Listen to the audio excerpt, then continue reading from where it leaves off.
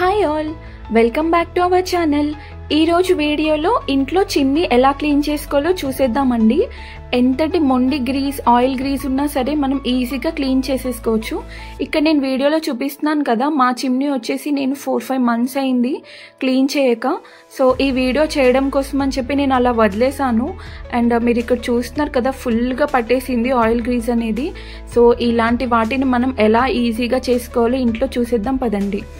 ఇప్పుడు దానికోసం ఒక పెద్ద టబ్ తీసుకోవాలండి, పాత టబ్ తీసుకోండి బెటర్.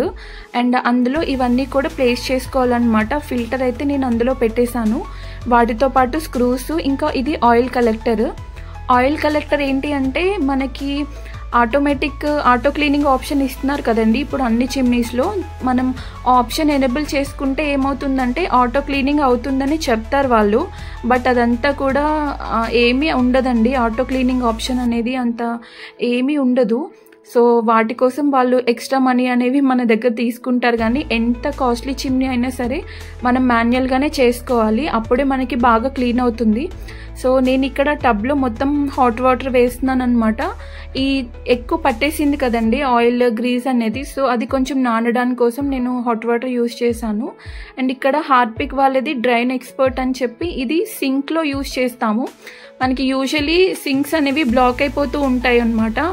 అంటే అన్నం కానీ ఏవైనా చెత్త అంతా వెళ్ళిపోయి అక్కడ స్టోర్ అయిపోయి వాటర్ అనేది ఫ్లో అవ్వదు సరిగ్గా. సో అలాంటప్పుడు మనం ఈ పౌడర్స్ యూస్ చేస్తాం సింక్లో.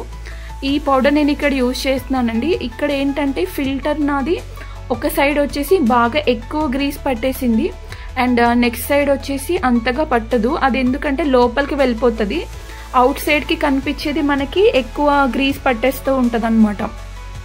సో దాని మీద నేను ఎక్కువ పౌడర్ అనేది వేస్తున్నాను, బాగా స్ప్రెడ్ అయ్యేలాగా వేసుకోవాలండి. అండ్ ఈ ఫిల్టర్, ఆయిల్ కలెక్టర్ వాటి మీద కూడా మనం వేసుకోవాలన్నమాట, గ్రీస్ అంతా కూడా మనం పోవడానికి. సో ఇప్పుడు నేను టర్న్ ఆన్ చేసి నెక్స్ట్ సైడ్ కూడా మనం ఇది సేమ్ ఇదే పౌడర్ని మనం నెక్స్ట్ సైడ్ కూడా వేసుకోవాలి, అటువైపు కూడా తిప్పుకొని. ఎందుకంటే బోత్ ద సైడ్స్ మనం క్లీన్ చేసుకోవాలి కదా. ఇక్కడ చూడండి మీకు పెద్దగా పట్టలేదు ఇటు సైడ్, ఆ సైడ్ మాత్రం ఎక్కువ చాలా గ్రీస్ అనేది బాగా పట్టేసింది. అండ్ ఈ పౌడర్ వేసేసిన తర్వాత మనం ఒక 10 to 15 minutes పాటు అలా వదిలేయాలి వాటర్ వేసి. సో ఇక్కడ చూస్తున్నారు కదా, వాటర్లో బాగా నానిపోయిందండి, 10 to 15 minutes నానింది. ఇక్కడ ఇలా నానిన తర్వాత మనము ఫస్ట్ ఏం చేయాలంటే డైరెక్ట్గా హ్యాండ్స్ పెట్టకూడదు అందులో. సో ఫస్ట్ మనం గ్లౌజెస్ అనేవి యూజ్ చేయాలన్నమాట, ఎందుకంటే వాటిలో కొంచెం కెమికల్స్ ఉంటాయి. సో గ్లౌజ్ వేసుకుంటే మనకి హ్యాండ్స్కి ఏం కాదు. గ్లౌజెస్ వేసుకుని ఇక్కడ టూత్ బ్రష్ ఉంటుంది కదండి, అది ఉంటే సరిపోతుంది. ఈవెన్ మనకి స్టీల్ స్క్రబ్ కూడా అవసరం లేదు, దాంతో కూడా మనము దాంతో అయితే కొంచెం గట్టిగా రుద్దాల్సి వస్తుంది కదా, అలా కూడా అవసరం లేదు.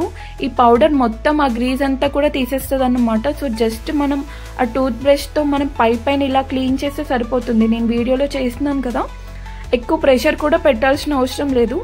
అది నానిపోయి జస్ట్ ఆ టూత్ బ్రష్తో ఇలా అనేస్తే మనకి ఆ గ్రీజ్ అంతా కూడా పోయి మనకి మళ్ళీ నార్మల్గా అయిపోతుంది. ఇలా కొంచెం పేషెన్స్తో చేసుకుంటే మనకి మొత్తం ఆ గ్రిల్స్ మీద ఉన్న ఆ గ్రీజ్ అంతా కూడా పోతుందన్నమాట. మనకి ఏంటంటే బోత్ ద సైడ్స్ చేసుకోవాలండి, అటువైపు ఇటువైపు కూడా చేసుకోవాలి. అండ్ ఈ ఫిల్టర్స్కి మిడిల్లో కూడా మనకి ఆయిల్ గ్రీజ్ అనేది పేరుకుపోయి ఉంటుంది.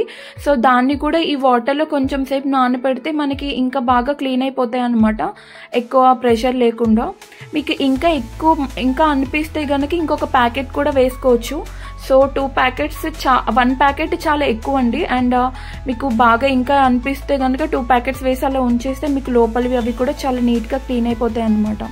సో ఇప్పుడు ఈ వాటర్ని అంతా కూడా తీసేద్దాము. మామూలు ఇంకా ఈ మురికి వాటర్ని తీసేసి మంచి వాటర్తో మళ్ళీ క్లీన్ చేద్దాము ఇక్కడ ఒకసారి. సో ఇప్పుడు క్లీన్ చేస్తే మనకి అంతా కూడా పోతుంది. ఇక్కడ మీరు చూడండి, అదంతా వెళ్ళిపోయిన తర్వాత గ్రీజ్ అంతా ఎలా అట్టల కింద పట్టేసిందో.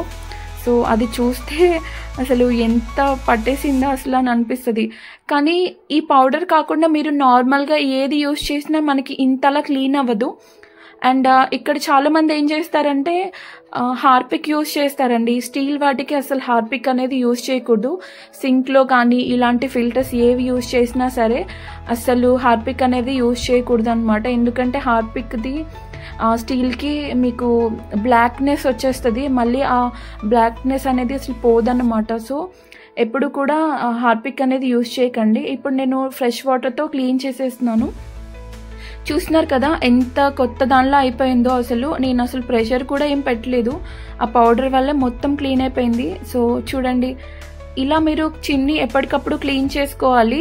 లైక్ అంటే మనకి టైం ఉండదు కదా, నేనంటే వర్కింగ్ విమెన్. సో కొంతమందికి ఏంటంటే టైం ఉండలేని వాళ్ళు ఇలా 3-4 మంత్స్కి ఒకసారి చేసేసుకోవచ్చు, నీట్గా కూడా అయిపోతుంది. అండ్ చూడండి, ఇప్పుడు క్లీన్ చేసుకున్న తర్వాత కొంచెం ఎండలో పెట్టిన తర్వాత కొంచెం వెట్ క్లాత్తో కొంచెం ఇలా క్లీన్ చేసేసుకుని మళ్ళీ ఫిట్ చేసేసుకోండి, మీకు కొత్త దానిలో అయిపోతుంది. సో ఈ వీడియో మీకు చాలా యూజ్ అవుతుంది అని అనుకుంటున్నాను. సో ఇలాంటి వీడియోస్ కోసం నా ఛానల్ని సబ్స్క్రైబ్ చేసుకోండి అండ్ లైక్ చేయండి. Thanks for watching this video.